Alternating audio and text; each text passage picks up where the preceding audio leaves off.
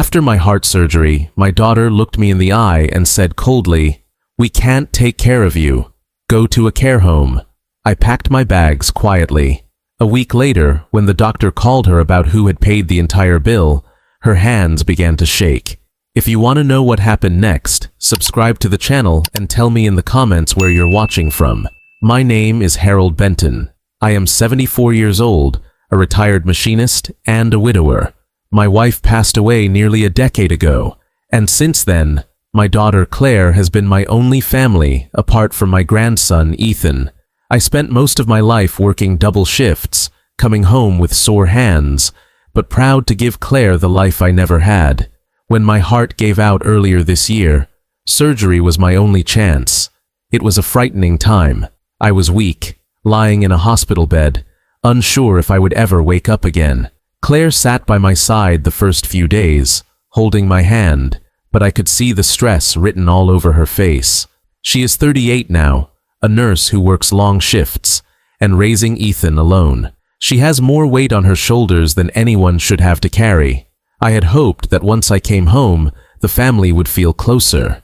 I imagined small dinners together, watching Ethan laugh, and maybe finally being cared for in my old age, the way I had once cared for Claire. But when I mentioned staying with her while I recovered, her words hit me harder than any illness. She stood in the kitchen, arms crossed, her eyes tired but sharp. "Dad, we can't take care of you. You'll have to go to a care home." For a moment, I thought I had misheard her. My heart ached, not from the stitches across my chest, but from the coldness in her voice. I wanted to argue, to remind her of the nights I had worked until dawn, the meals I had skipped, the things I had given up so she could grow up safe, but the words never came. Instead, I simply nodded and began to pack my bags. Ethan watched me from the hallway, confusion in his young eyes. He didn't understand why his mother was sending me away, and truthfully, neither did I. That was the day everything changed. I left Claire's house the next morning with my suitcase in hand. She helped me pack, but her movements were stiff and mechanical, like someone folding laundry in silence after an argument. I didn't want to make her feel worse, so I kept my words short. The ride to the care home was quiet. Ethan sat in the back seat, and I caught his reflection in the car window. His little face looked troubled, like he wanted to speak, but was afraid his mother would hush him. When we arrived, the care home staff greeted me warmly. They showed me to a small room with a bed, a dresser, and a single window looking out over a patch of grass. It was clean and simple, but it wasn't home. I placed my suitcase on the floor and sat on the bed, trying not to let the sadness overwhelm me. Claire stayed only long enough to sign the papers. As she turned to leave, Ethan tugged her sleeve. "Can't Grandpa come back home?" he whispered. She shook her head, her voice cold. "No, Ethan, we can't manage it." After they left, I sat in the silence of that room, the ticking of the wall clock louder than any sound I had heard in days. My chest ached, not from the surgery, but from the words still echoing in my head. "We can't take care of you." I wondered how a daughter I had raised with so much love could send me away so easily. The days in the care home were slow. Nurses checked on me, meals were served at regular hours, and the TV in the lounge was always on, though few watched it. The staff were kind, but kindness without family feels empty. At night, I lay awake remembering the long years I spent working overtime just to keep food on the table. I remembered the nights I carried Claire to bed when she was sick, the mornings I left early so she could stay in school while I gave up my own rest. And now, in my old age, I was set aside like an old coat no one wanted to wear anymore. Claire, meanwhile, carried her guilt quietly. She called me once that first week, her tone professional, as if she were speaking to a patient instead of her father. "Dad, are you settling in all right?" she asked. I answered honestly but gently, not wanting to shame her. "The staff are kind. Don't worry about me." There was a pause on the line. Then she whispered, I can't do it all. Work, Ethan, and now your care. It's too much." I could hear the exhaustion in her voice, and though her words hurt, I knew she believed them. She was drowning, and in her panic, She had pushed me away instead of pulling me closer. Ethan saw it differently. That Saturday, he visited with his mother. While Claire stepped out to talk with a nurse, he sat beside me on the bed, fidgeting with his hands. "Grandpa," he said in a small voice, "Mom says you need to be here, but I don't like it. It feels wrong." I put my arm around his shoulders and pulled him close. "It's not your fault, Ethan. Sometimes adults make choices they think are right, even if they hurt. But don't worry about me. I'll be okay." He looked up at me, eyes wide and brimming with tears. "But I want you at home." That moment pierced my heart. Children see truth more clearly than adults sometimes. Ethan knew this wasn't about convenience or care. It was about love. And in sending me away, Claire had broken something inside him too. Back at her house, Claire sat at the kitchen table surrounded by unopened envelopes. Bills piled high. Mortgage, utilities, medical insurance. She stared at the numbers, knowing she couldn't pay them all. Guilt gnawed at her. She had sent her father away because she thought she couldn't handle the burden, but the burden had followed her anyway.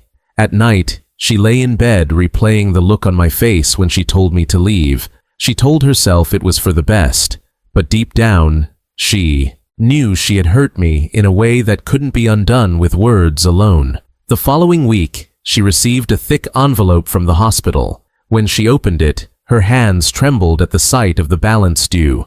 It was more money than she had seen in years. She felt her throat tighten.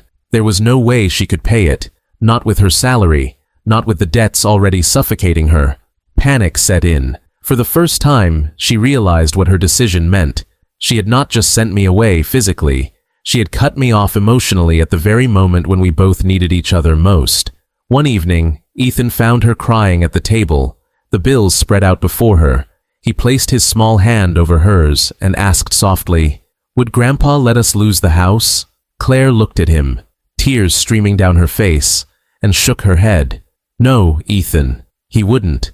Her voice cracked because she knew the truth. I had sacrificed everything for her once before, and I would do it again, no matter the cost.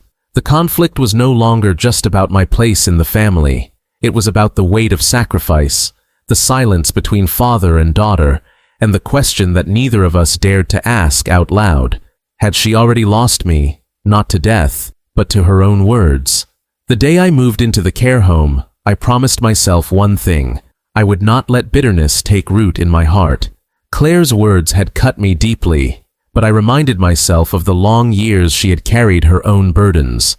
She was overwhelmed, stretched too thin, and perhaps she believed pushing me away was her only option. Still, I knew in my soul that my role as a father was not finished. Even in my old age, even after my heart surgery, I could still protect her. I had some savings tucked away, savings Claire didn't know about. Over the years, I had lived modestly, never taking vacations or spending much on myself. Instead, I had invested small amounts, little by little, until it grew into something steady. I had always planned to leave it behind for her and Ethan after I was gone, but as I watched her drowning in bills and guilt, I realized she needed it now. So I made a quiet decision. I contacted the hospital's billing department and arranged to pay the entire balance of my surgery myself. I asked them not to notify Claire until the payment cleared, so she would hear it officially. I wanted her to know that even in my weakest moment, I had still chosen to stand by her. It wasn't about money. It was about reminding her that love isn't measured in convenience or comfort. Love is sacrifice, even when it hurts. Meanwhile, Claire's life began to unravel. Each day after work, she sat at the kitchen table staring at the mountain of bills. She could barely eat. The weight of her choice pressed down on her chest like a stone. Every time she thought of me in that small care home room, her heart ached. She remembered the years when she was a child, and how I had worked until my hands were raw, just so she could stay in school, just so she could have a better life. And now, when I needed her most, she had turned me away. One evening, Ethan found her crying again. He placed his arms around her shoulders and whispered, "Mom, I miss Grandpa. He shouldn't be alone." His words pierced her like an arrow. She pulled him close, sobbing into his hair. "I know, Ethan. I know. But she didn't know how to fix it. She felt trapped. By money, by exhaustion, and by the sharp guilt of a decision she could not take back. At the care home, I kept myself busy. I read books, walked slowly in the garden, and talked to the staff when they had time. But when I was alone in my room, I thought about Claire.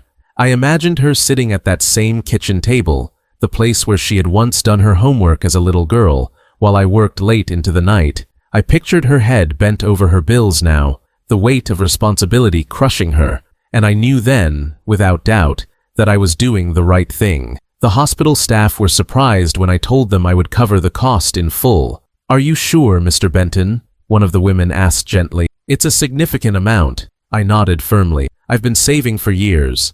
This is what it was meant for. My daughter doesn't need another burden." The paperwork was signed, and the payment cleared a few days later. I asked the hospital to notify Claire directly, knowing the moment would change everything. During that same week, Claire's anxiety reached its peak. One night, she sat with Ethan, her hands trembling as she tried to explain. "I don't know how we're going to. The hospital bill is more than I've ever seen. I thought sending Grandpa to the care home was easier, but it hasn't. It feels like everything is falling apart." Ethan listened quietly, then asked a question so simple that it broke her heart. Would Grandpa really let us lose everything? She couldn't answer. All she could do was cry, hold her son tight. For the first time, she began to realize the depth of her mistake. She had misjudged me, not just but as a man who had never stopped putting his family first. When the phone finally rang a few days later, Claire nearly dropped it from her shaking hands. The caller showed the hospital. Her breath caught in her throat. She answered, her voice trembled. "Hello? The doctors? Ms. Benton, I wanted to update you about your father's. The bill for his surgery has been completely paid." Claire's heart pounded. "Paid? How? By who?" There was a pause. Then the doctor replied, "Your father took care of it. He insisted no one else should be burdened."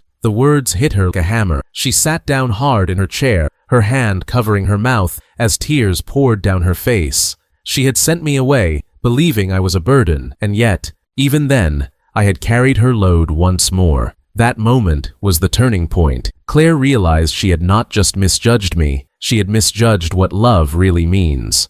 The moment the doctor's words left the phone, Claire froze in her chair. Her heart pounded so loudly that she could barely hear anything else. "Your father took care of it. He insisted no one else should be burdened." Those words repeated in her mind like a drumbeat. Her father, the same man she had told coldly to leave, the man she had sent to live in a care home, had paid for everything. Her hands trembled as she gripped the phone tighter. She could feel her throat closing, her chest tightening with shame. He paid the whole thing?" she asked, her voice weak. "Yes," the doctor confirmed gently. "He was very clear. He wanted to make sure you and your son would not have to worry about the debt. He didn't even want me to tell you at first. But the account is settled. There is nothing more you need to pay." Claire couldn't speak. Her eyes filled with tears until the bills scattered across the table, blurred into a mess of ink and paper. She thought of her father packing his bag in silence, not arguing, not blaming, only leaving with dignity. She remembered his tired eyes, his quiet nod, and the way Ethan had looked at her in confusion when she told her father he couldn't stay. "Ms. Benton?" the doctor asked after a long pause. Claire wiped her tears with her sleeve, but her voice cracked when she replied, "Thank you, doctor. Thank you for telling me." She hung up the phone, but her hands continued to shake. Ethan had been listening from the doorway. His small voice broke the silence. "Mom, was it Grandpa?" Claire looked at him, her face red with tears. She nodded slowly. "Yes, Ethan, it was Grandpa. He paid it all. Even after Her words caught in her throat. She couldn't finish the sentence. Ethan stepped forward, his innocent eyes filled with both sadness and admiration. "I told you he wouldn't let us lose everything." That was the moment Claire broke completely. She pulled her son into her arms and sobbed into his shoulder. "I was wrong, Ethan. I was so wrong." She cried not only for her mistake, but for the years of love she had taken for granted. Her father had given her everything as a child: food, education, protection, and even now, when she turned him away, he had given again. The guilt was unbearable. Claire knew she had to see him, not tomorrow, not next week, but now. She couldn't waste another moment letting him think she didn't care. She grabbed her car keys with trembling hands. "Ethan, get your coat. We're going to Grandpa. The drive to the care home was filled with silence, except for Claire's occasional sobs. Ethan sat quietly beside her, holding her hand on the steering wheel whenever she began to cry again. The streetlights blurred past as she drove, her mind racing with every memory of her father's sacrifices, his rough hands from years in the factory, the lunches he skipped so she could eat, the way he never once complained about what he gave up for her. When they arrived, Claire rushed through the front doors, barely pausing to greet the receptionist. She asked frantically for her father's room and hurried down the hallway with Ethan close behind. Her heart pounded with fear. What if he refused to see her? What if her words had pushed him too far? She opened the door to his room and found him sitting quietly by the window, a book resting in his lap. He looked up, surprised to see her standing there, with tears streaming down her face. "Dad," she whispered, her voice trembling. He set the book aside and rose slowly, his movements careful after the surgery. His eyes softened at the sight of her, though they also carried the weight of quiet sadness. "Claire," he said gently. She rushed forward, falling to her knees beside his chair and clutching his hand. "I'm so sorry, Dad. I should never have said those words to you. I was scared. I was tired, and I thought I couldn't handle everything, but I was wrong. You weren't a burden. You've never been a burden. You've always been the one carrying us, even when you shouldn't have had to." Her sobs filled the small room. Ethan wrapped his arms around both of them, his small voice joining hers. "We want you home, Grandpa. Please come home." I placed my hands gently on theirs, my heart aching at their desperation. My voice was calm, steady, but heavy with emotion. "Claire, I didn't need you to carry me. I only needed your love. That's all I ever wanted. And no matter what you said, you're still my daughter. That will never change." She cried harder, her forehead pressed against my hand. "How could you still love me after the way I treated you?" I smiled faintly, brushing a tear from her cheek. "Because I'm your father. Loving you is not something I can turn off. Even when you sent me away, I knew you were drowning. I wanted to help you, not make things harder." The three of us sat together in that small room, the years of unspoken love and regret flooding out in tears and whispered apologies. Claire finally understood what Ethan had seen all along, that her father's love was not conditional, not fragile, but unbreakable. That night marked the turning point. The burden of guilt she carried began to lift, replaced with gratitude and determination. She realized she had almost lost the most important bond in her life, but she had been given a second chance to hold on to it. And for me, sitting there with my daughter and grandson holding my hands, I felt peace. I had endured rejection, loneliness, and silence, but in that moment, I was reminded that love has the power to heal even the deepest wounds. When Claire and Ethan left the care home that night, the air between us felt different. The weight that had hung so heavy on our shoulders had begun to lift. For the first time in weeks, I felt like I wasn't just surviving after surgery. I was living again. My daughter's tears, her apologies, and the way she clung to my hand told me what words alone never could. She understood now. She had seen the truth of who I was, not as a burden, but as her father who had never stopped loving her. The following days were filled with small but meaningful changes. Claire began visiting me every evening after her shifts, no matter how tired she was. Sometimes she brought Ethan with her. Sometimes she came alone, but each visit carried the same weight. She was choosing to be present. She no longer looked at me with the same distance or coldness. Instead, her eyes carried warmth, sorrow for the past, and determination to do better. One afternoon, as we sat together by the window, Claire spoke quietly.